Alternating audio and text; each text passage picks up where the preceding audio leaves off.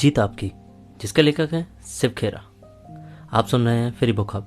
अगर अब तक आपने पीछे के पार्ट नहीं सुने हैं तो प्लीज़ उनको प्लेलिस्ट में जाके सुन सकते हैं, या ऊपर आई बटन पे भी जाके सुन सकते हैं। तो स्टार्ट करते हैं आगे का टॉपिक। हम आदतों के आदी कैसे बन जाते हैं। उस विशाल हाथी के बारे में सोचिए जो 1 टन से भी ज़्यादा वजन सिर्फ अपनी सूंड से उठा लेता है। जरा सोचिए कि उसी हाथी को एक पतली रस्सी और एक खूंटे से एक ही जगह पर बांधे रखने का आदी कैसे बना दिया जाता है, जबकि वह खूंटे को आसानी से उखाड़कर जहां चाहे वहां जा सकता है। जवाब यह है कि बचपन में हाथी को एक मजबूत जंजीर और एक मजबूत पेड़ से बांधा जाता है। हाथी के बच्चे की तुलना में जंजीर और पेड़ मजबूत होते हैं। बच्चे को बंधे रहने की आदत नहीं होती, इसीलिए वह उस जंजीर को खींचने और तोड़ने की लगातार नाकाम कोशिश करता रहता है। एक दिन ऐसा आता है जब बच्चा समझ जाता है कि खींचने और तोड़ने की कोशिश करने से कोई फायदा नहीं। वह रुक जाता है और शांत खड़ा रहने लगता है। अब वह दिमागी रूप से इसका आदी हो चुका है, और जब वही बच्चा एक विशाल हाथी बन जाता है तो उसे एक कमजोर रस्सी और खूंटे से बांध दिया जाता है। वह हाथी चाहे तो एक झटका देने से ही आजाद हो सकता है, मगर वह अब कहीं नहीं जाता, क्योंकि वह बचपन से ही दिमागी रूप से इसका आदी हो चुका होता है। हम पर जाने अनजाने इन चीजों का असर पड़ता चला जाता है। कैसे? जैसी किताबें पढ़ते हैं हम, जैसी फिल्में और टीवी प्रोग्राम हम देखते हैं, जैसी संगीत हम सुनते हैं, जैसी संगति में हम रह रहे हैं। गाड़ी चलाते समय अगर हम एक ही धुन बहुत दिनों तक सुने और एक दिन टेप रिकॉर्डर खराब हो जाए, तो अंदाजा लगाइए कि हम कौन सी धुन गुनगुना रहे होंगे। पागलपन की परिभाषा यह है कि एक ही काम को बार बार किया जाना, लेकिन हर बार अलग अलग नतीजों की उम्मीद रखना। अगर आप वही करते हैं जो आप करते रहे हैं, तो आपको वही मिलता रहेगा जो आपको मिलता रहा है। आदतों को बदलने में सबसे मुश्किल बात यह होती है कि जो चीज काम नहीं कर रही है उसे कैसे भुलाया जाए और उनके बदले अच्छी आदतों को कैसे अपनाया जाए।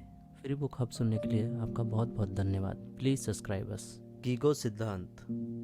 कंप्यूटर का गीगो यानी गार्बेज इन गार्बेज आउट सिद्धांत कहता है, गलत अंदर डालिए, गलत बाहर आएगा। सही डालिए, सही बाहर आएगा। अच्छा डालिए, अच्छा बाहर आएगा। हम जितना डालते हैं उतना ही निकाल लेते हैं। हमारा अवचेतन मन भेदभाव नहीं करता। हम जो कुछ भी अपने अवचेतन मन में डालेंगे वह उसे स्वीकार कर लेगा और वही बात हमारे व्यवहार में उतरेगी। टेलीविजन ने हमारे नैतिक मूल्यों, सोचने के ढंग और संस्कृति पर काफी हद तक अच्छा या बुरा असर डाला है। जहां उसने हमें बहुत अच्छी और फायदेमंद सूचनाएं दी हैं, वहीं यह हमारी रुचियों में घटियापन भी लाया है। इसने हमारी नैतिकता को भ्रष्ट किया है और बच्चों में अपराध की प्रवृत्ति को बढ़ाया है। 18 साल की उम्र तक बच्चे टेलीविजन पर हिंसा के लगभग 2 लाख से ज्यादा सीन देख चुके होते हैं। विज्ञापनता अपने दर्शकों को प्रभावित करने में माहिर होते हैं। किसी बड़ी घटना के दौरान कंपनियां 30 सेकंड के विज्ञापन के लिए लगभग $10 लाख खर्च करती है। यकीनन इन्हें इनका फायदा मिलता है। हम किसी खास ब्रांड के सॉफ्ट ड्रिंक या टूथपेस्ट का विज्ञापन देखकर सुपरमार्केट से उसी को खरीद लेते हैं। दरअसल हम सॉफ्ट ड्रिंक को नहीं बल्कि उस ब्रांड को खरीदते हैं। क्यों? इसलिए कि हमारे दिमाग को उसी ढंग से ढाला गया है और हम वैसा ही व्यवहार करते हैं। जब हम टीवी देखते हैं या रेडियो पर कोई विज्ञापन सुनते हैं तो हमारा चेतन मन उस पर भले ना गौर कर रहा हो, लेकिन हमारा अवचेतन मन खुला होता है और हम प्राप्त होने वाली हर चीज को स्वीकार कर रहे होते हैं। क्या आपने कभी किसी टीवी से बहस की है? जाहिर सी बात है, नहीं। जब हम पिक्चर देखते हैं तो हंसते हैं और रोते भी हैं, क्योंकि हमारे अंदर डाला गया भावनात्मक इनपुट भावनात्मक आउटपुट के रूप में फौरन बाहर आता है। इनपुट को बदलने पर आउटपुट अपने आप बदल जाता है।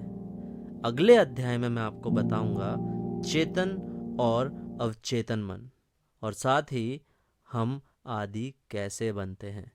धन्यवाद। अगर आपको ये बुक फ्री में चाहिए तो हमारे पेज पर डीएम कर सकते हैं और अधिक जानकारी के लिए डिस्क्रिप्शन में जा सकते हैं। नेक्स्ट पार्ट के लिए राइट वाली वीडियो पर क्लिक करें और बुक की प्लेलिस्ट के लिए लेफ्ट वाली वीडियो पर क्लिक करें और चैनल को सब्सक्राइब करना ना भूलें। वीडियो को लाइक शेयर करें। फ्री बुक हब सुनने के लिए धन्यवाद।